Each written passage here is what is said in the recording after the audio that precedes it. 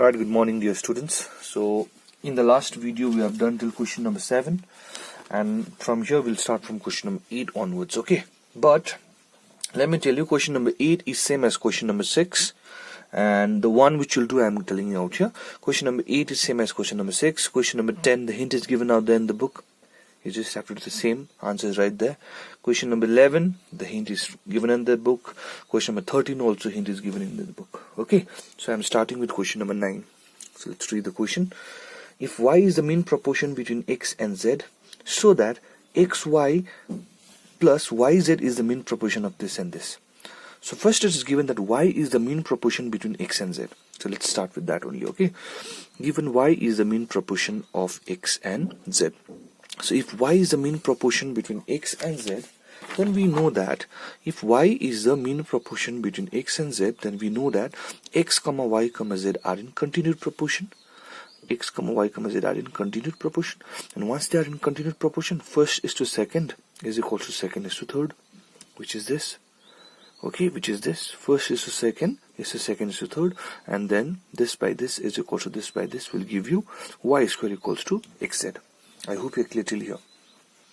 X, Y, Z are in continued proportion means this. Okay, we have to prove now xy plus yz is the mean proportion of this, x square plus y square and y square plus z square.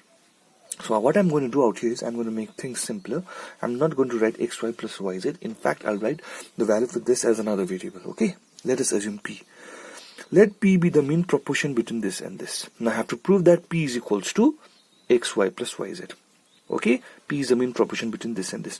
So if p is the mean proportion between this and this, then this implies x square plus y square comma p comma this are in continued proportion again. Then this implies that, what does it imply? P is the mean proportion between this and this. What does it imply? X square plus y square comma p comma this are in continued proportion, and once they are in continued proportion, we know again, once they are in continued proportion, what can I write? If they are in continued proportion, then first is to second is equals to second is to third, isn't it? That is this. This by p is equals to p by this. Again, cross multiply. We'll get p square equals to this into this. So pause the video to note down. It's the first page, okay? Okay, let us continue. Now, yes, I got p square equals to x square plus y square into y square plus z square. Now we know that y square, what was the value for y square? Y square was xz, isn't it? I'm going to put back this value of y square, okay, out here. So therefore, putting the value for y square, I'll be getting x square plus xz, xz, z square. Now you know, just putting the value for y square. X is common, so you'll get x plus z. Z is common, you'll get x plus z. So therefore, all in all, I'll get p square is equals to xz into x plus z whole square. Okay, p square equals to this. Therefore, p is equals to root over xz. Square square gets cancelled out. X plus z. P square equals to this means p is equals to this, isn't it or not? And now another thing, I know y square equals to xz. I know y square equals to xz. Therefore, what is the value for root xz then? Y square is equals to xz. Then y is equals to what? Root over xz, no? So this root over xz I'm putting out here, which is y. See, p square equals to this. Then p is equals to root over xz into x plus z only. Square square gets cancelled out. Then what is the value for root over xz? Which is y. So I'm putting value out. I'm putting the value for root xz as y. This is same. And you multiply with y now. Therefore, p will be xy plus yz. So this was what we have to prove, isn't it? So hence this p, which is xy plus yz, is the mean proportion between this and this. So pause the video to note down. Okay, let's move forward now. Next question we're taking number 12. Given y is the mean proportion between x and z. So if y is the mean proportion between x and z, then we know that x comma y comma z are in continued proportion. Then I'm sure that till here you're clear. X square equals to yz, isn't it? Now, what we have to do is we have to prove left hand side equals to right hand side. Remember the value for y square. Y square equals to xz. So write down the left hand side. This is your left hand side, isn't it? say left hand side, x square minus y square plus z square, but there is x to the power minus 2, so I brought the power down. So 1 by x square minus 1 by y square minus 1 by z square. Now numerator keep it as it is, but denominator, okay, before I take the LCM, let's put the value for y square, isn't it? Y square equals to xz, so we'll put the value for y square out here, y square out here. So I will be getting this. So x square minus xz plus z square, 1 by x square, putting the value for y square, and z square. So putting the value for y square out here. And now what we'll do, I'll take the LCM. Denominator, the LCM is x square z square. Denominator, the LCM is x square z square.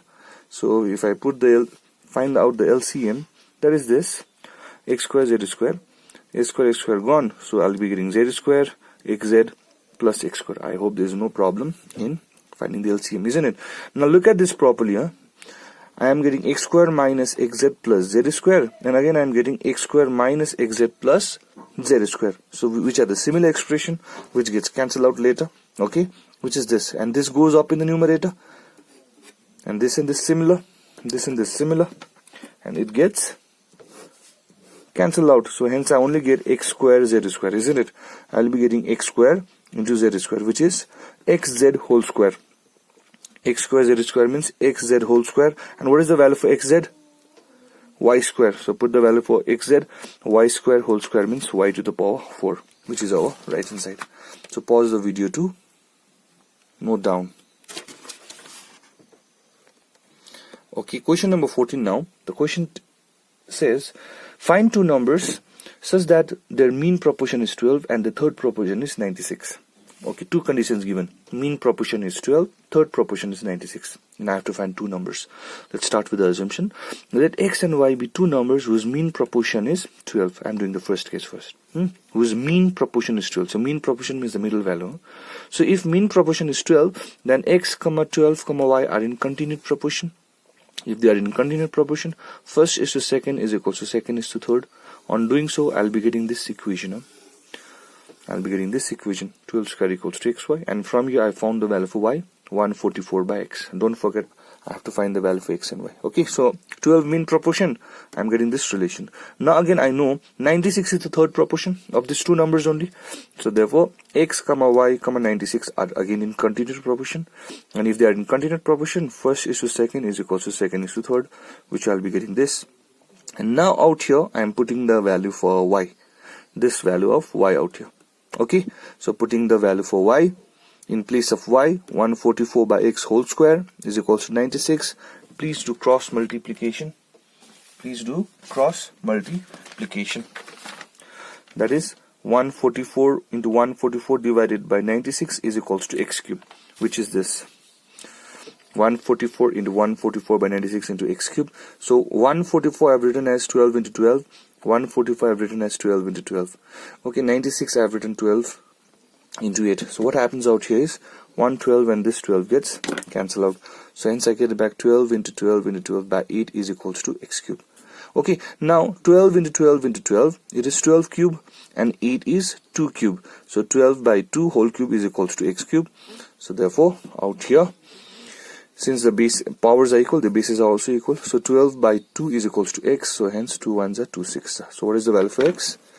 6. And putting the value for x again where? I know that y is equals to 144 by x, isn't it or not? Y is equals to 144 by x. So putting the value for x out here, y is equals to 144 by 6 gets cancelled out. So hence I get y is equals to 24. So note down the video. Pause the video to note down. Alright, so we're in the last part of the question. That is question number 17 now. Given that P plus R equals to MP and 1 by Q plus 1 by S is equals to M by R. So these are the two things given to us, and we have to prove that P is to Q is equals to R is to S. Okay, so hence we start from this given conditions. Let us start from 1 by Q plus 1 by S equals to M by R. That is this. So as 1 by Q plus 1 by S is equals to M by R, what happens? I can take the LCM. Very simple. Take the LCM. S plus Q divided by QS is equals to M by R. Very easy. Now what you do is, since I know the value for MQ, isn't it? I know the value for MQ is equals to P plus R. Cross multiply with this Q only. Q only. So I'll be getting S plus Q divided by S is equals to MQ by R. I have just cross multiplied it with Q. So S plus Q by S is equals to MQ by R. Now what will I do? I'll put the value for MQ, that is P plus R. That is this. So S plus Q by S is equals to, the value for MQ is P plus R by R. Putting the value of MQ. Okay. Now what you do is we can split term by term. S plus S divided by S plus Q by S. Okay. So splitting term by term. S by S, 1 plus Q by S is equals to P by R plus R by R, which is 1. So splitting term by term. So when I do this, then I will be getting 1 plus Q by S is equals to P by R plus 1. So plus 1 and plus 1 gets cancelled out. So hence I get back, now we are about to finish. Q by S is equals to P by R, isn't it? Q by S is equals to P by R. Q by S is equals to P by R. But see now what I have to prove. I have to prove P is to Q, isn't it? I have to prove P is to Q. My Q is out here, is equals to R is to S. R is out here. So what I can interchange the places of Q and R, like cross multiplying. Okay. So Q comes in the place of R and R goes in the place of Q. On doing so, I'll be getting this. Okay. So R by S is equals to P by Q. So which is nothing but P by Q is equals to R by S, which is nothing but P by Q is equals to R by S. So hence this implies that P is to Q is equals to R is to S. So hence we are done. So that's it for today. I have already given the assignments. So in this video this much, and tomorrow we'll start some properties of proportions, componendo, dividendo, alternando. Very, very important for your ICSE. Okay, so that's it for today. This exercise is done. I'll see you in the next one. Thank you.